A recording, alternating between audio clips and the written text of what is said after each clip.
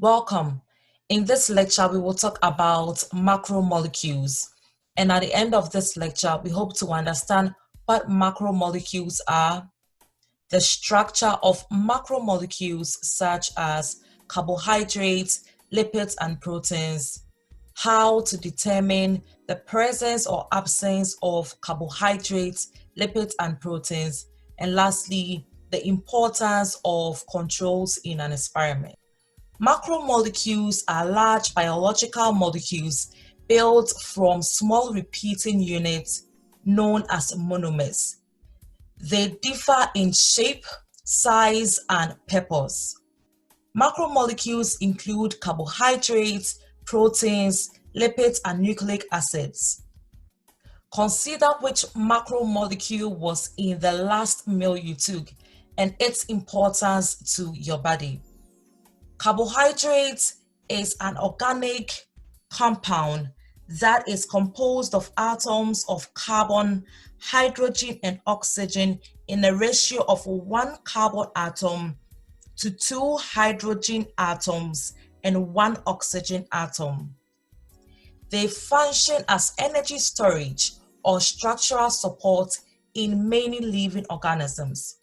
They can be divided into 3 major types: monosaccharides, also known as simple sugars, disaccharides, known as double sugars, and lastly, polysaccharides. Monosaccharides are the basic compounds that serve as the building block of carbohydrates. They can be classified by the number of carbon atoms or by the nature of functional group. There are 2 major functional groups, which is the aldoses and the ketoses. Most monosaccharides end with OSE. An example of monosaccharides include glucose, galactose, and fructose, which are the 3 common simple sugars. Glucose is also referred to as plant sugar. Galactose can be found in dairy products such as yogurts, and fructose can be found in fruits. Several derivatives of monosaccharides are important. An example is ascorbic acid obtained from glucose. Disaccharides are 2 monosaccharides chemically bonded together, and this requires a dehydration synthesis where 1 water molecule is removed from the compound. Examples of disaccharides include sucrose, lactose, and maltose. A combination of fructose monomer and glucose monomer gives us the disaccharide sucrose, and a combination of 2 glucose monomers gives us the disaccharide maltose. A combination of glucose monomer and galactose monomer gives us lactose sugar. Disaccharides can be broken into monosaccharides through the process of hydrolysis.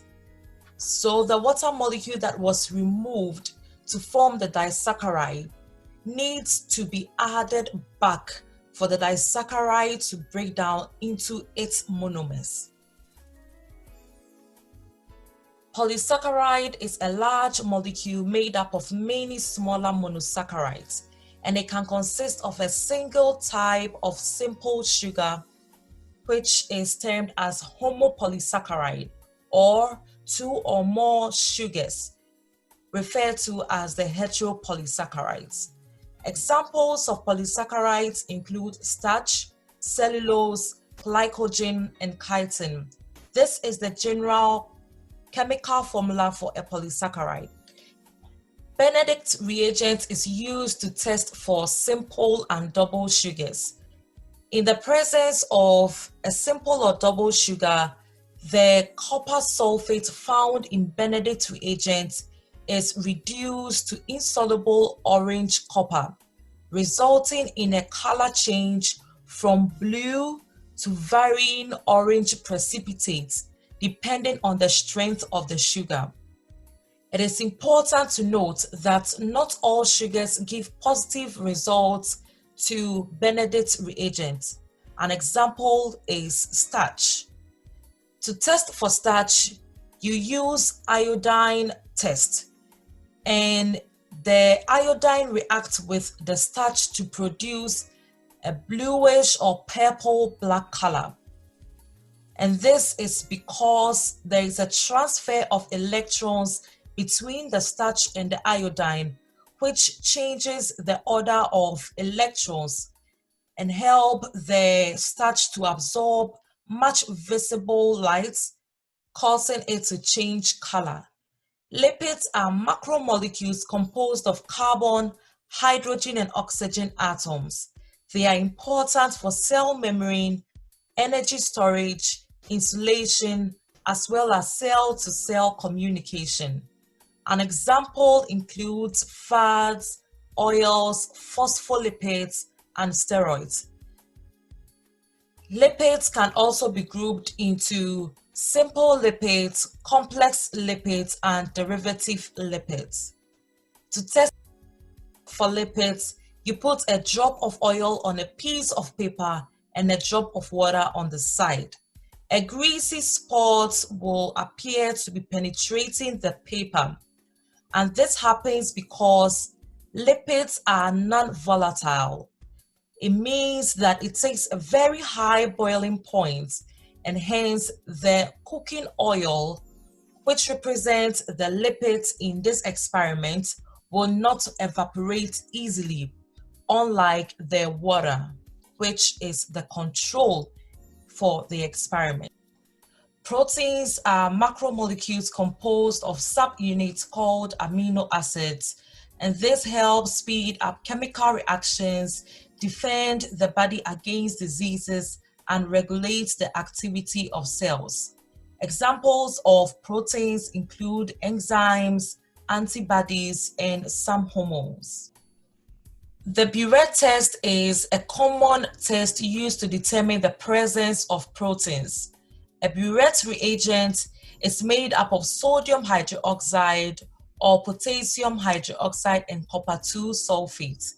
At the presence of the peptide bonds, the color of the Burette changes from blue to violet.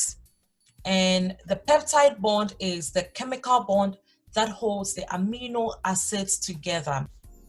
These are the takeaway for this lecture. Macromolecules are the largest biological molecules and includes carbohydrates, lipids, proteins, and nucleic acids. Chemical tests are performed to determine the presence or absence of these macromolecules, and controls are needed in such experiments to provide a standard for comparison. I hope you enjoyed this lecture. See you next time.